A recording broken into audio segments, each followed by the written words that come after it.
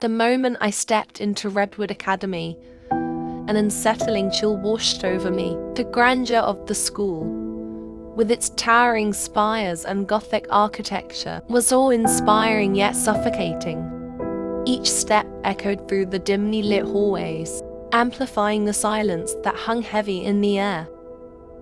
Whispers seemed to swirl around me, remnants of stories long forgotten. I wandered deeper into the maze of corridors, my heart racing with excitement and trepidation. It was then that I stumbled upon an old locker, slightly ajar, as if beckoning me closer. Among them lay a small doll, its cracked porcelain skin and lifeless eyes, sending a shiver down my spine. I felt an inexplicable connection to it, a pull I couldn't resist. As I held the doll, a wave of sadness washed over me. It was as if I could feel the pain and anger of a girl named Marion, a spirit bound to this place. The shadows around me deepened, and faint whispers chilled my blood. I knew I had to learn more about her tragic story, one of betrayal and misunderstanding that had led to her untimely death. Marion's spirit lingered in the hallways, intertwined with the Academy's very essence. Her tragic fate ignited a fire within me. The more I uncovered about her past, the more I felt her presence guiding me. I discovered the heartbreaking tale of how she had been wronged by those she trusted, including her father, Mr. Fiddler. From the outside, Mr. Fiddler appeared to be a dedicated educator, committed to upholding high standards. However, his inflexible attitude created an environment of fear and oppression. Marion, a sensitive and gifted girl, struggled under the weight of expectations. Her unique abilities, which could have been nurtured, instead made her a target for ridicule and fear. When she faced bullying from her peers, Mr. Fiddler turned a blind eye, prioritizing the school's image over the well-being of his students. Tragically, Marion's mental and emotional suffering reached a breaking point.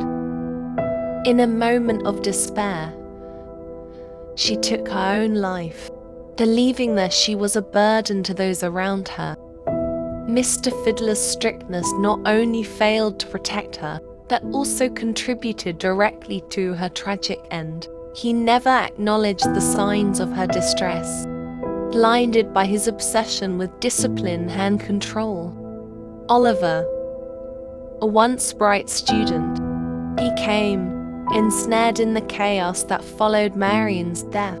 As the days turned into weeks, the atmosphere at Redwood Academy grew heavier. Oliver's grief became unbearable. The weight of the school's judgment and Mr. Fiddler's relentless scorn weighed on him like a shroud. He felt increasingly isolated, trapped in a world that had turned against him.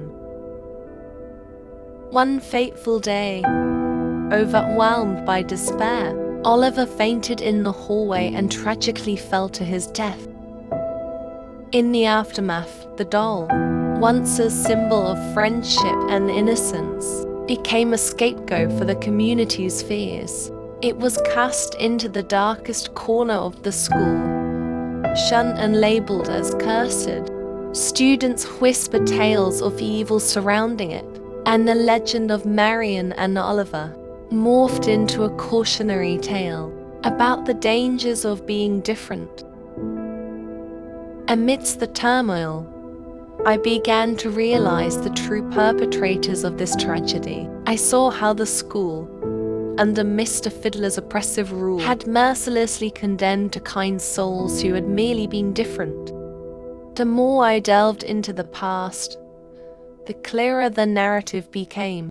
Marion and Oliver had not been the villains. They were victims of a system that refused to accept anything outside its rigid norms. Driven by a sense of justice, I confronted the school and Mr. Fiddler.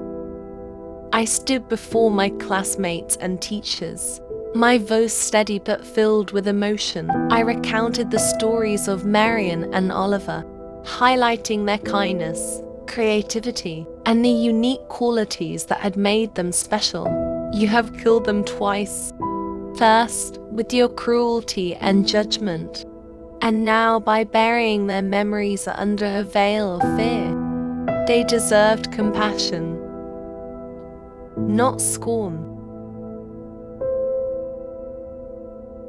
For the first time, the students began to question the narratives they had accepted without thought. The fears surrounding the doll and the ghosts of Marion and Oliver began to fade, replaced by a growing sense of empathy.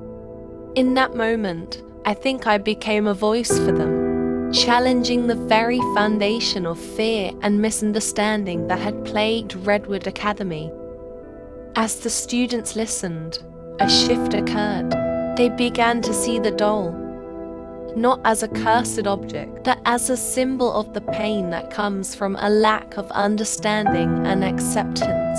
Mr. Fiddler, confronted with the consequences of his actions, felt the weight of his choices crash down upon him. In the aftermath of the revelations and the community's change of heart, I found myself drawn back to the corner of Redwood Academy, where the doll had been cast aside. It struck me. This was the ordinary doll that Marion had loved dearly. Its porcelain surface, reflecting the dim light, seemed to sparkle with innocence rather than malevolence. As I picked up the doll, I felt a rush of warmth. And as I turned to leave, I knew I would ensure that Marion and Oliver would be remembered, not as tragic figures, but as symbols of resilience against the shadows of hate.